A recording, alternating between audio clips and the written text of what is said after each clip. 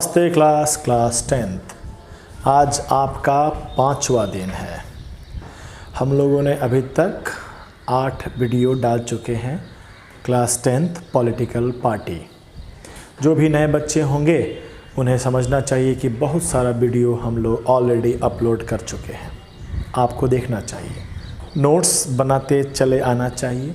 उन बच्चों के लिए खास सजेशन, कुछ लोग कमेंट सेक्शन में लिख कर दे रहा है कि सर अभी अभी हम लोग ज्वाइन किए हैं आपको, तो कोई बात नहीं, आप प्लेलिस्ट में जाइए और आप समझिए कि क्लास 10th का केमिस्ट्री पढ़ना है कि बायोलॉजी पढ़ना है कि एसएसटी पढ़ना है, एसएसटी में आपको इकोनॉमिक्स पढ़ना है कि हिस्ट्री पढ़ना है कि सिविक्स पढ़ना है। 2 वीडियो पर डे देखिए, एक वीडियो पुराना सीरीज स्टार्ट कीजिए, फर्स्ट, सेकेंड, थर्ड, फोर्थ, और एक हमारे साथ रोज़ आज से ही चलिए, रोज़ साथ में चलिए, हो जाएगा।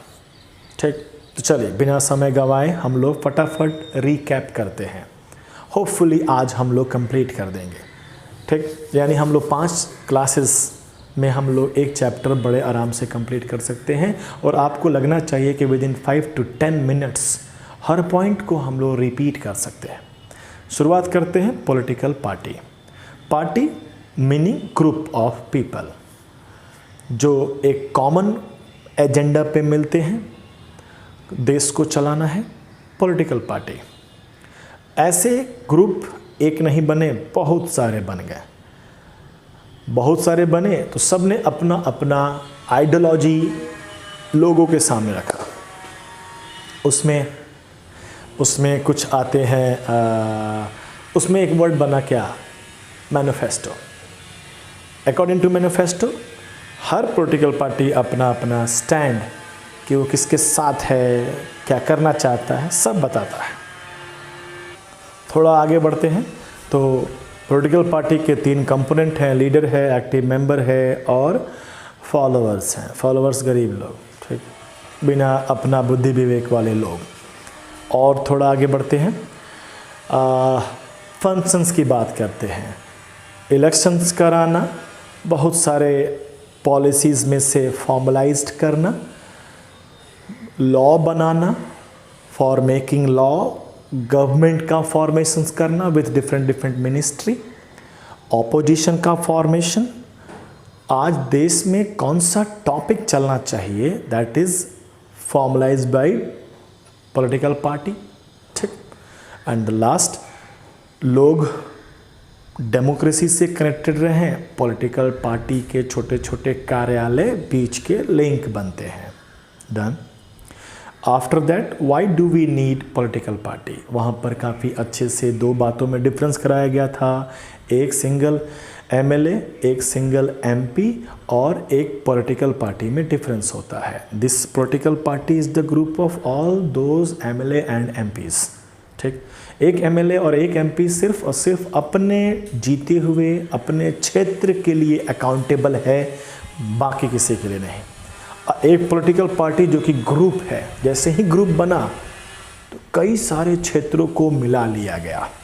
ठीक, और उस पे मिलकर एक कॉमन लॉ बनेगा जो सबको वेलफेयर करेगा, सबको बेनिफिट देगा।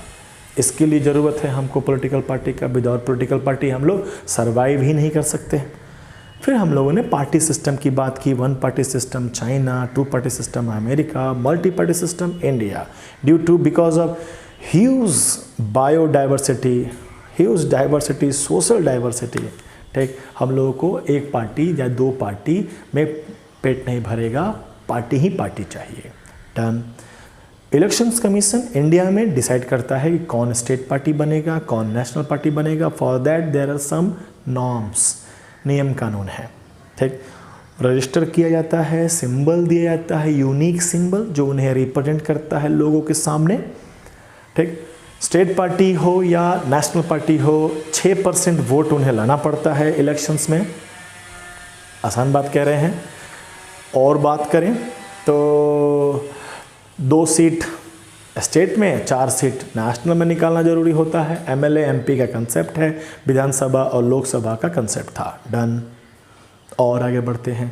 हम लोगों ने गिन लिया, सिर्फ गिन दिया हमने 6 बड़े बड़े पार्टी जो नेशनल लेवल पे पार्टी जो आपके बुक में है, नाम उनका, फाउंडेशन कब हुआ था, मैनिफेस्टो क्या थे, लगभग सबका मैनिफेस्टो सेम होता है, लेकिन जो कीवर्ड लिखवाया गया है, कभी कभी देखा गया है कि ऑब्जेक्टिव क्वेश्चंस में वह कीवर्ड से ही काम चल जाएगा। आफ्टर दैट हम लोग कल के वीडियो पे पहुंचते हैं। तो हम लोग बात कर रहे थे challenges, what are the limitations, what are the challenges of political party जो काफ़ी फेस करते हैं।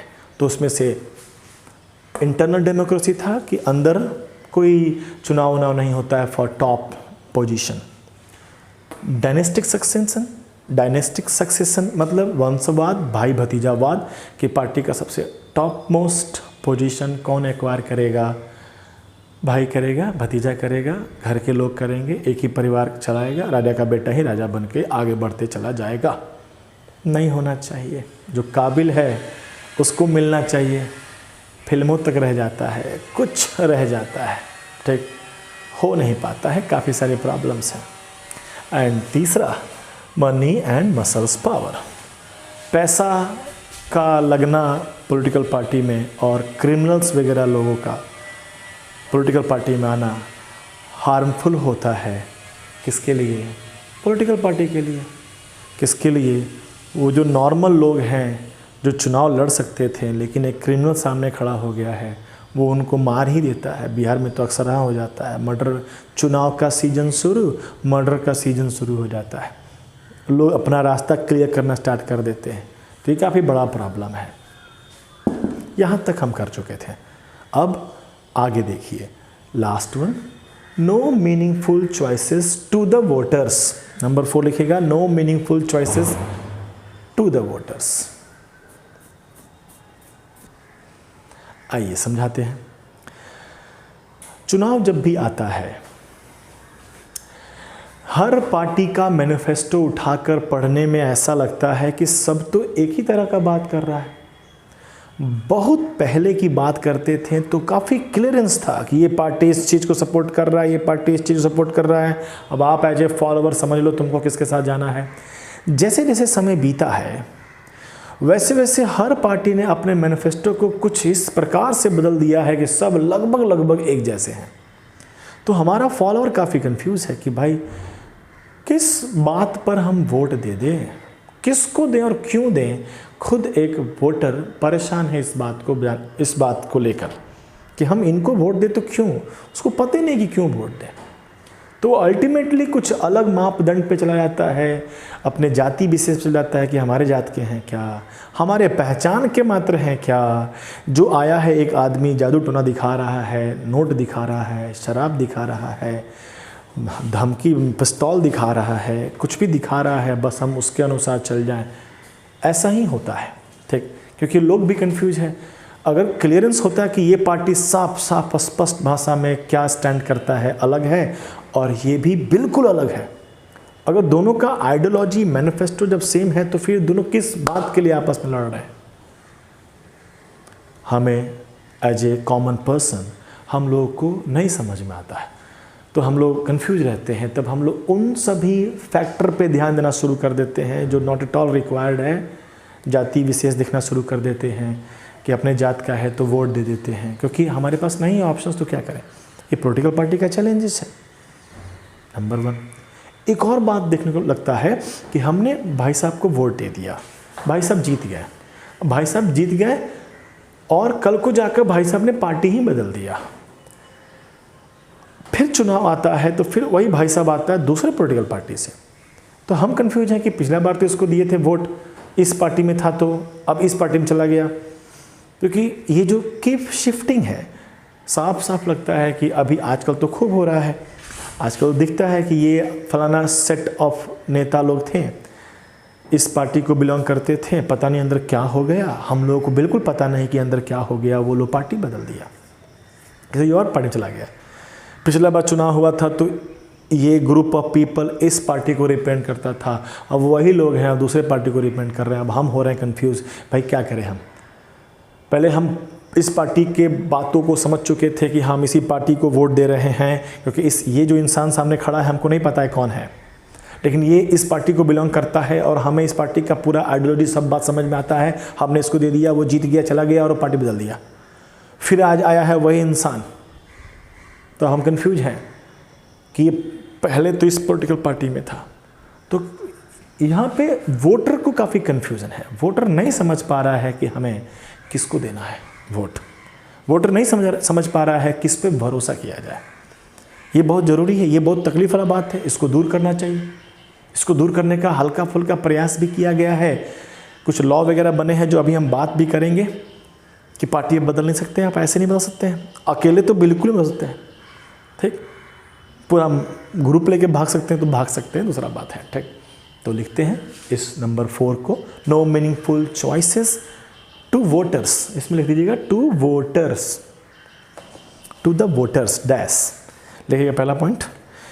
जो हम ये बताते हैं कि ये कुछ सालों में ऐसा हुआ है कि सभी पार्टी के मैनिफेस्टो में जो डिफरेंसेस थे वो कम हो गए। पहले काफ़ी डिफरेंसेस हुआ करते थे, लोग क्लियर पता था कि इस पार्टी को वोट दे रहे हैं इसका मतलब हम क्या कर रहे हैं।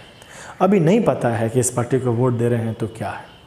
तो जो डिफरेंसेस थे दोनों के आइडियोलॉजी में वो घट गया है। तो लिखिएगा in recent years comma there has been a decline in ideological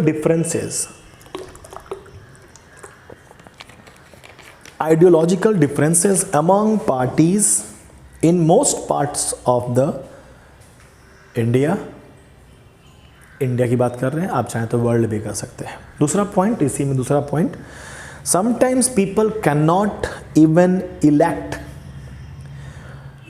very different leaders either,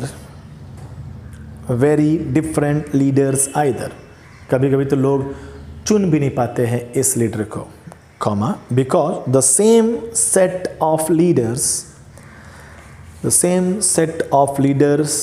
keep shifting from one party to another party, full stop, complete होता है challenges of political party। and the last one, इतने सारे इसके अलावा भी challenges हैं। हम book concentric होके बात कर रहे हैं, आप एग्ज़ाम कंसेंट्रिक होके पढ़ रहे हैं, इतना लिख सकें कि हमको नंबर मिल जाए। कल को what are the challenges of political parties होगा तो हम 4 हेडिंग लिख देंगे तो शायद नंबर मिल जाएगा। हर हेडिंग के अंदर 1-2 बात भी लिखते हैं तो भी नंबर मिलता है, और कॉमन सेंस से भी लिख देंगे तो नंबर मिलता है। अब लास्ट पॉइंट, क्या इतने सारे चैलेंजेस हैं, इसके अलावा भी बहुत सारे चैलेंजेस हैं, तो क्यों नहीं हम इन सभी चैलेंजेस को दूर कर दें। मन में तो आएगा ना कि जब कई सालों से 50 साल से ज़्यादा से हम लोग का डेमोक्रेसी चल रहा है और शुरुआत से ये प्रॉब्लम चल रहा है, तो क्यों नहीं हम इस प्रॉब्लम को दूर कर दें। दूर करने का प्रयास भी किया गया है, जिसको एक वर्ड बनता है रीफॉर्मेशन। फॉर्मेशन हो चुका है, पॉलिटिकल पार्टी फॉर्म हो चुके हैं, एवरी कंसेप्ट फॉर्म हो चुका है कि वो लोग क्या करने वाले हैं। अब रीफॉर्मेशन की बात कर रहे हैं, मतलब पुनः फिर से उन्हें फॉर्मेशंस करना। जब हम कोई चीज़ को फिर से दोबारा बनाते हैं तो जो कुछ गलतियां जो हम जानते थे कि ये प्रॉब्लम हो जा रहा था उसको दूर कर लेंगे। तो एक टॉपिक बनता है जो कि काफ़ी वेग में है कि रीफॉर्मेशंस ऑफ पॉलिटिकल पार्टी। लेकिन सबसे the utmost important questions raises, सबसे बड़ा सवाल यह उठता है कि क्या हमारे पॉलिटिकल पार्टी तैयार है रीफॉर्मेशंस के लिए? क्या हमारा पॉलिटिकल पार्टी इंटरनल डेमोक्रेसी करना चाहता है? क्या हमारा पॉलिटिकल पार्टी के जो टॉप लीडर है, जिसके नाम पर ही पॉलिटिकल पार्टी चल रहा है, क्या अपने भाई भतीजावाद को नहीं करेंगे, बढ़ावा नहीं देंगे? क्या वो पैसा नहीं लेंगे? क्या वो पावर क्रिमिनल्स को सपोर्ट नहीं करेंगे ताकि वो हमें सपोर्ट करे? कल को हमें कोई बोले तो उसको छोड़ देंगे उसके पीछे? बहुत बड़ा सवाल है, इसका कोई जवाब नहीं है। तो हेडिंग रहेगा, कुछ तो बात करेंगे, कुछ तो गवर्नमेंट करेगा। तो इस पर कुछ काम किया है, कुछ तो काम किया है गवर्नमेंट ने, कुछ लॉ वगैरह बनाए गए हैं जो थोड़ा सा बचाते हैं, पॉलिटिकल पार्टी को रिफॉर्म करना चाहते हैं। अब बाकी सब तो सजेशन रहेगा कि होना चाहिए, कर लो, कोई जबरदस्ती नहीं कर सकता है पॉलिटिकल पार्टी पे। तो लिखेगा fresh heading, reformations of parties dash to overcome all the challenges, all those challenges of political party, to overcome all those challenges of political party, comma, every political party should reform. But whether political parties are willing to reform, is the big question. Will be the big question. नया point. Some efforts has been taken for reformation. कुछ लिया गया है. Questions पूछेगा exam में कि कुछ efforts, कुछ एक्शन लिए गए हैं फॉर रिफॉर्मेशन ऑफ पार्टी. तो लिखिएगा number 1, anti defection law, ANTI, anti, DEFECTION, anti defection law. Defection का हिंदी अगर आप लिख लें दल बदल, समझ में आ जाएगा. सुप्रीम कोर्ट ने लॉ बना दिया है कि अगर आप चुनाव जीतने के बाद पार्टी चेंज करते हैं, लोग पहले क्या करते थे, चुनाव जीत गए और उधर का पॉलिटिकल पार्टी को एक दो सीट कम पड़ रहा है तो एक दो लोगों को पैसा वैसा देकर धमका कर कैसे भी अपने पार्टी में मिक्स कर लेते थे. वो जो MLA MP थे वो पार्टी बदल देते थे. तो सीधी चीटिंग हो गया ऑडियंस के साथ, पब्लिक के साथ. पब्लिक ने आपको वोट दिया था उनके खिलाफ और आप जीत कर उनके साथ ही मिल रही है. कितना बड़ा चीटिंग कर देते हैं. और फिर अब दोबारा भी आ जाते हैं वोट मांगने के लिए उन्हीं लोगों के सामने. कितने लोगों को आप बेवकूफ़ समझते हैं भी हम लोग भोले भाले हम लोग हैं. ठीक, तो गवर्नमेंट ने लॉ बना दिया, कोर्ट ने लॉ बना दिया कि अगर आप बदल लो कोई इशू नहीं है, आप पार्टी बदल लो, लेकिन जैसे ही पार्टी बदलिएगा आपका सीट कैंसिल हो जाएगा, आपको फिर दोबारा चुनाव लड़ना पड़ेगा. तो यदि या तो आप अपना सीट छोड़ दो, पार्टी बदल लो, फिर जाओ चुनाव लड़ो दूसरे पार्टी की तरफ से, लोग फिर जिता दे तुमको तो चल जाना. ठीक, हालांकि इसमें भी कुछ प्लस माइनस है कि एक नंबर ऑफ कैंडिडेट्स अगर ज़्यादा से ज़्यादा संख्या में कुछ मतलब 1/3 की 1/4 थोड़ा हम क्लियर नहीं है, अगर पॉलिटिकल पार्टी के MLA चुन ले कि नहीं हम छोड़ ही देते हैं आपको, तो उस पर वो लॉ काम नहीं करता है. आजकल के ड्रामा देख रहे होंगे, कई जगह पे चल रहा है ये सब चीज़.